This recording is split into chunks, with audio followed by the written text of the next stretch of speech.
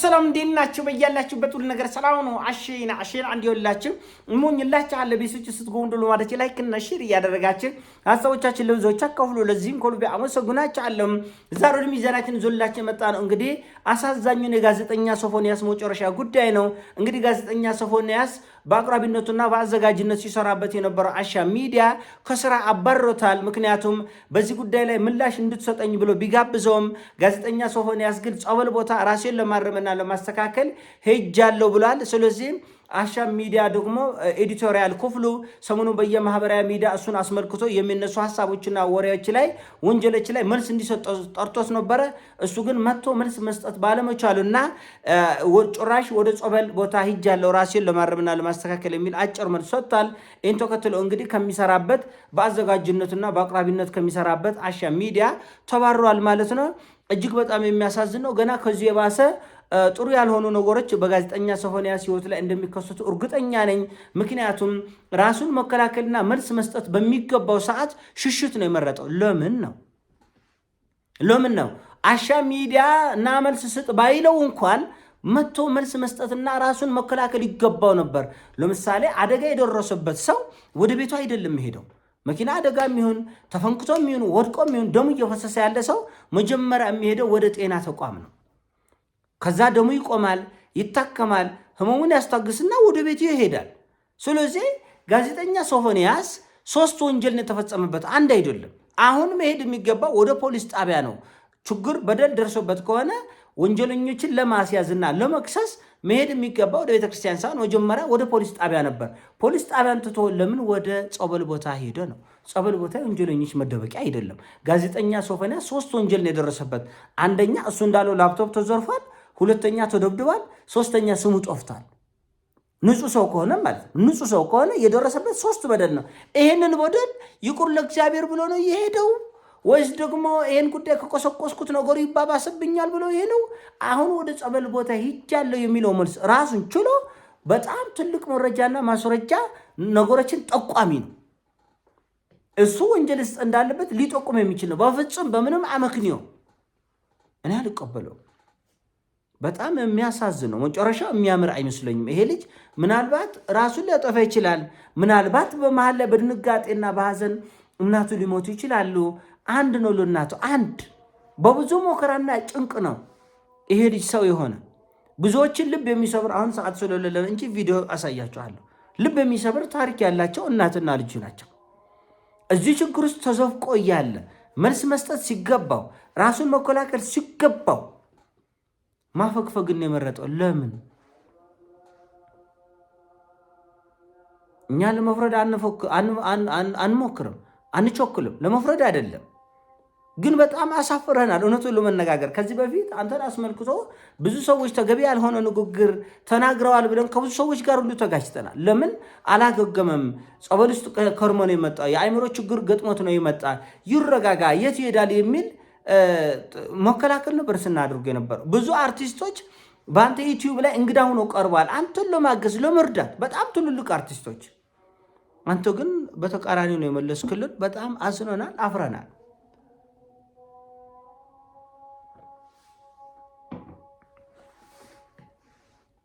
ነገር ግን መታወቅ ያለበት ነገር እኛ ውግንናችን ከህዝብ ነው።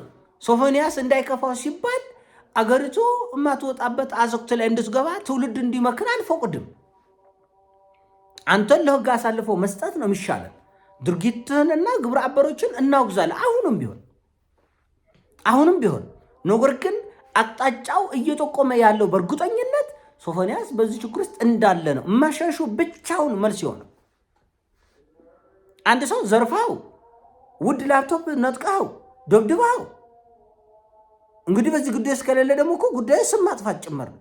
3-4 ተደራራቢ ወንጀል የተሰራበት ሰው እንዴት ወደ ፖሊስ ጣቢያ መሄድ ፈራ? ጥያቄ። እንዴት? በምንም አመክንዮ በምንም አይመስል ነው። እና ለሱ ይከብዳል ወይ እሱን ወይ እናቱን ህይወት ሊያሳጣ ይችላል ይሄ ድርጊት። እንዳልኳቸው የአብዛኞቻችን እናቶች እንኳን ወተን ቀርቶ በዛው አድረን በዛው ጦፍተን የሁሉ ስማችን ሰፈር ምድር አገሩ እያብጠለጠለው ቀርቶ ስናመሽ የብዙ እናቶች ግፊት ይነሳል። ግፊታቸው ይነሳል፣ ስኳራቸው ሰማይ ይወጣል፣ ራሳቸውን ይስታሉ። ኮማ ውስጥ ብዙ ችግር ነው ያለ የእናትን ነገር የሚያውቅ ስለሚያውቀው ማለት ነው። እና በጣም አዘንኩ፣ ለእናቱ በጣም አዘንኩ። በጣም ነው ያዘንኩት። እውነቴ ነው ብላቸው እና ምናልባት ከሁለቱ አንዱን ወይም ሁለቱንም እንዳያሳጣ እችን ነገር አስምሩልኝ። ምን አለ ትሉኛላችሁ? እንዳያሳጣ እፈራለሁ። ምክንያቱም በዚህ ሰዓት እሱን ዝም በል ቢሉ ዝም ማለት የሚገባው ሰዓት አይደለም፣ መልስ መስጠት ያለበት ነው። ተቋሞች ከአሻም ሚዲያ እና ከጋዜጠኛ ሶፎንያስ ጋር ታውቃላችሁ፣ ስፖንሰርሺፕ አለ። በሬዲዮ ፕሮግራም የሬዲዮ ዝግጅቶች አሉ፣ የዩቲዩብ ዝግጅቶች አሉ። አሻም ሚዲያ ላይ አብሮ የሚያቀርባቸው ዝግጅቶች አሉ። ይህን ሁሉ ጉዳይ በሚሊዮን የሚቆጠር ጉዳይ ሊሆን ይችላል። በአመት እኮ በሚሊዮን ይከፍላሉ ስፖንሰሮች። ጉዳይ አየር ላይ በትኛው ተነስቼ ብዬ ጠፍቻለሁ ቢባል ፍጹም የማይመስል ነው። ፍጹም ለሰሚው ግራ የሆነ ነገር ነው። ይልቁንም እኔ የምቆጥረው በራስ ላይ እንደተደረገ ምስክርነት ጋዜጠኛ ሶፎንያስ ራሱ ላይ ነው እየመሰከረ ያለ። ምንም ወደዚያ ወደዛ ማባበል ማሽሞንሞን አያስፈልገውም። ለዚህ ጉዳይ መልስ ለመስጠት አለመፈለጉ ወንጀል ተፈጽሞብኛል፣ ተደብድቤያለሁ፣ ተዘርፌያለሁ፣ ስሜ ጠፍቷል የሚል ሰው ወደ ፖሊስ ጣቢያ ሂዶ ለመብቱ መሟገት ሲገባው ወደ ጸበል ቦታ ነው ያፈገፈኩት ከተባለ ፍጹም የማይመስል ነገር ነው። የዚህ ነገር መጨረሻ መቼም ጸበል ቦታ መሸሻ አይደለም፣ የወንጀለኛ መደበቂያ አይደለም። ማስረዳት ይጠበቅብሃል። ምክንያቱም የተበደለ ሰው እንደ በዳይ ሊፈረጥጥ አይችልም። እሱ እንደተናገረው ከሆነ 3-4 ድርብርብ ወንጀል ተፈጽሞበታል። ስለዚህ ማመልከት ይገባው ነበር። ይህ አልሆነም ማለት በጣም አስቸጋሪና ውስብስብ ምናልባትም ጉዳዮች ሲጣሩ ይሄ ጉዳይ ውስጥ ይሄ ሰውዬ ከነበረ ታዋቂነቱና ተደማጭነቱ ተጠቅሞ ምን ያክል ችግሮችን ፈጥሯል የሚለው ደግሞ ሌላ ጉዳይ ነው። ሌላ ጉዳይ ነው። አንድ ሰው እንደዚህ አይነት ችግር ውስጥ ከተከሰተ ብቻውን አይደለም፣ ግብረ አባሮች አሉት። ዛሬ ያደረገው አይደለም። ድፍረቱ ራሱ ከዚህ ተነስቶ አዳማ ድረስ የማያውቃቸውን ሰዎች ጋር ነው ወይ የሄደው የሚለው ሌላ ጥያቄ ነው። እዛ የተቀበለው ሰው ራሱ በዚህ ጉዳይ ውስጥ አሁን ይህን ጉዳይ ያጋለጠው ሰው ዩቲዩቡ ገብታችሁ ብታዩት ሁሉ ነገር ስለ ዝሙት ብቻ ነው ወሬ። እሱ ሌላ ጉዳይ ነው። ማጋለጡ ጥሩ ነው፣ ግን በጥቁም ተጋጭተው ነው ወይ ብለህ ደግሞ እንድትጠይቅም ያደርግሃል። አሳ ጉርጓሪ ዘንዶ ያወጣል እንዳይሆን ነገሩ ማለት ነው። አሳ ጉርጓሪ ዘንዶ ያወጣል ነው የሚመስለው። ስለዚህ እንዲህ አይነት ነገሮች ትርምት ይፈልጋሉ። መስተካከል ያለበት ነገር ያለ ይመስለኛል።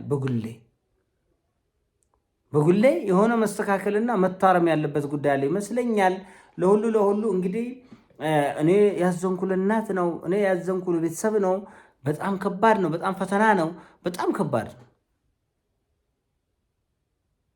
ልብ የሚነካ ነገር ነው እና ምናልባት የአንዳቸው ህይወት ችግር ውስጥ የሚገባ ይመስለኛል። በድንጋጤ እንዲህ አይነት ነገር አትጠብቁ።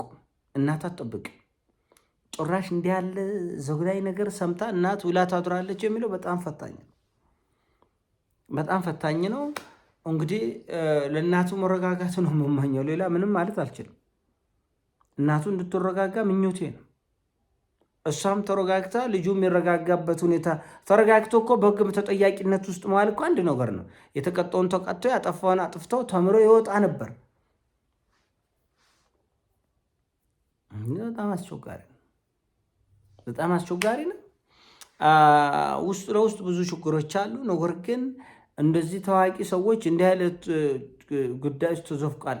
ብዙ አርቲስቶች እናውቃለን፣ በሱስ በመጠጥ በጫት በጣም ወሰብሰብ ያሉ ነገሮች እንዳሉ እናውቃለን። በህይወታቸው ዙሪያ እንዲህ ያሉ ነገሮች ውስጥ ደግሞ ጠልቀው ገብተዋል ብሎ መቀበል ደግሞ ትንሽ አሳሳቢ ነው። በጣም እንቀበላለን። በእርግጥ እነሱ ከማንም የተለዩ አይደሉም። ነገር ግን ምን ያክል ይሄ ጉዳይ ስር እንደሰደደ የሚያመላክቱ በመሆኑ በጣም አስቸጋሪ ነው። ጉዳዩ ወደ ህግ መሄድ አለበት። እንዳልኩት ነው፣ የደቦ ፍርድ ይቅር ነው እንጂ ጉዳዩን ፍርድ ህግ ሊያዩ ይገባል። ግድ ነው። የደቦ ፍርድ ነው መቅረት ያለበት እንጂ በፍርድ ቤት ይሄ ጉዳይ መታየት እንዳለበት እሙን ነው። አንዱን በምህረት አንዱን በይቅርታ የምታልፍ ከሆነ ሌላውንስ ማን ተቆጥቶ ማን ይማራል የሚለው ለማን ምህረት ለማን ፍርድ ይሰጣል የሚለው ሌላ አጠያቂ ጉዳይ ነው። ስለዚህ ጉዳዩን ህግና ህግ ብቻ እንዲፈታው ነው የምንፈልገው። አዝኛለሁ። በግሌ በጣም የሚያሳዝን ነው፣ ልብ የሚነካ ነገር ነው። ይሄ የኔ ሀሳብ ነው። ሀሳቦቻችን እናንተ ኮሜንት ላይ አስቀምጡልኝ። ላይክ ሼር አድርጎ ወዳቻለሁ። ፒስ